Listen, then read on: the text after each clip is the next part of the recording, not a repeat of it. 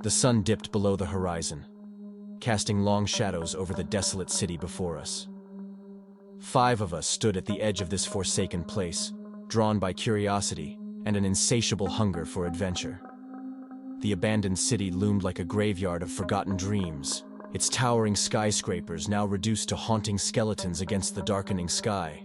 The air hung heavy with a foreboding chill, whispering secrets of the past and warnings of the horrors that awaited us.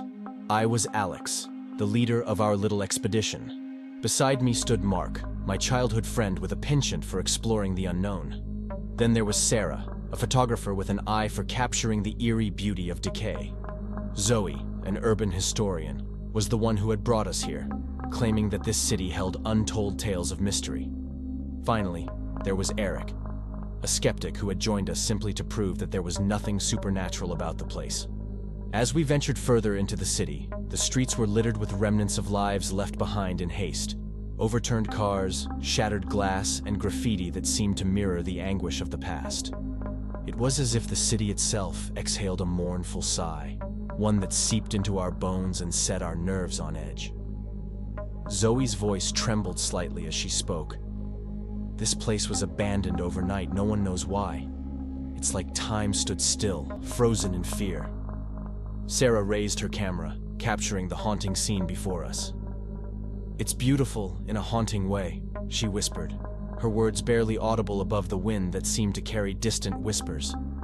We continued deeper, our steps echoing through the empty streets. As darkness enveloped us, we stumbled upon an old bookstore, its windows broken and shelves sagging under the weight of forgotten stories. Mark, always one to embrace the eerie, stepped inside first. The rest of us followed, entering a world frozen in time. Dust danced in the air like ghostly apparitions, illuminated by the faint glow of our flashlights. I shivered, feeling eyes upon us, though the store seemed empty. Mark's voice trembled. "Did anyone else hear that?" Zoe's eyes darted around, her historian's mind replaying the city's tales of abandonment. Legend has it that the city was cursed after a dark ritual went awry. People claim to have seen shadowy figures wandering the streets, trapped between this world and the next. Eric scoffed, dismissing the tales as mere superstition. "There's always a rational explanation for these stories. It's probably just the wind playing tricks on us." As if to challenge Eric's skepticism, a chill wind blew through the store, extinguishing our flashlights. Panic clawed at the edges of my mind as darkness enveloped us. We fumbled for our phones, casting feeble glows that revealed twisted shelves and faded book covers. "Okay, maybe this place gives me the creeps," Eric admitted, his bravado wavering. A faint whisper seemed to ripple through the store, carrying fragmented words that sent shivers down our spines. "Leave. Before. Too late." Sarah's camera flashed, illuminating the store for a brief moment. In that fleeting light, we caught a glimpse of a shadowy figure standing among the shelves. Our screams echoed through the store as we rushed for the exit, leaving behind the chilling specter. Back on the street, heartbeats racing and breaths ragged, we gathered to make sense of what we had just experienced. The encounter had stripped away our skepticism, leaving us vulnerable to the terror that now gripped us. "We can't stay here," Zoe insisted, her voice quivering. "There's something unnatural about this place. We have to leave." But as we turned to depart, the city seemed to shift around us. Streets twisted, buildings morphed, and the once familiar landscape became a labyrinthine nightmare. Panic surged anew, and we wandered in circles, unable to find an escape. Hours blurred into a disorienting haze. We stumbled upon a decrepit hospital, its corridors cloaked in suffocating darkness. A guttural moan echoed from within, freezing us in our tracks. Mark whispered, "We should check it out. Someone might need help."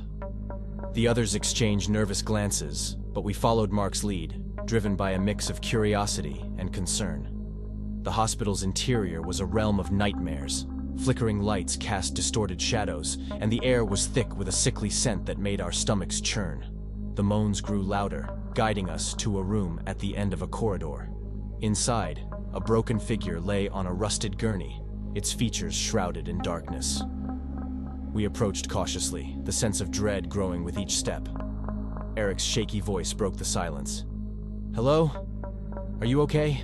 The figure convulsed, its movements unnatural. With a gut-wrenching groan, it twisted its head to face us. Our screams mingled with the figure's otherworldly wail as we glimpsed its face, eyes sunken and empty, flesh mottled and decayed. In blind panic, we fled the room, the haunting cries of the creature echoing in our ears.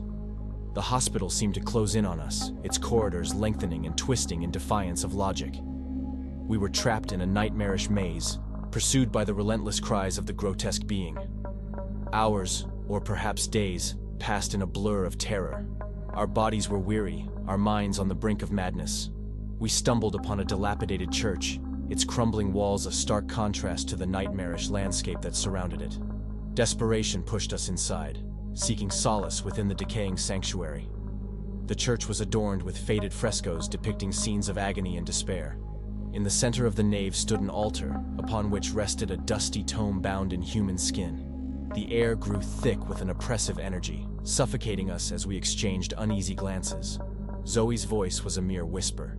This is the source of the curse, the ritual gone wrong. A sense of grim determination replaced our fear. With trembling hands, we opened the tome, our eyes falling upon words that seemed to shift and writhe on the pages. They spoke of an ancient pact, a bargain for power that had unleashed unspeakable horrors upon the city.